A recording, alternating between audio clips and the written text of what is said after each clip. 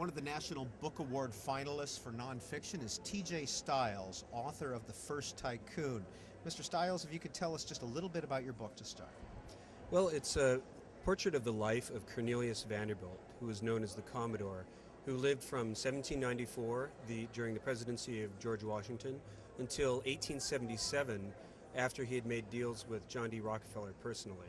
So he had a remarkably adventurous life, a physical, adventurous man with dramatic business combat, and yet his life, I found, runs throughout the emergence of the modern United States.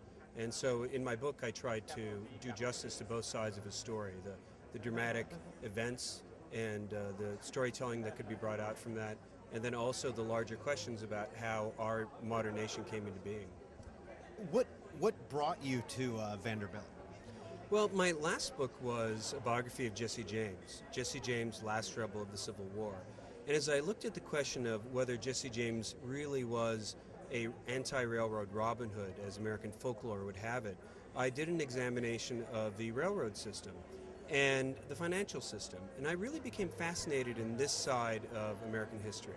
And so in wanting to write about those questions, I started to look for someone who had not been written about much before. The last biography of Vanderbilt, the serious biography, had come out in 1942. And I wanted to find a subject who was also a dramatic life, something that would be fun to read and fun to write. How much time did you spend on it? All told, about 7 years on this project. And it was sometimes a very tough 7 years. But it came together the way I would have wanted it to at the end. A little bit of a personal question.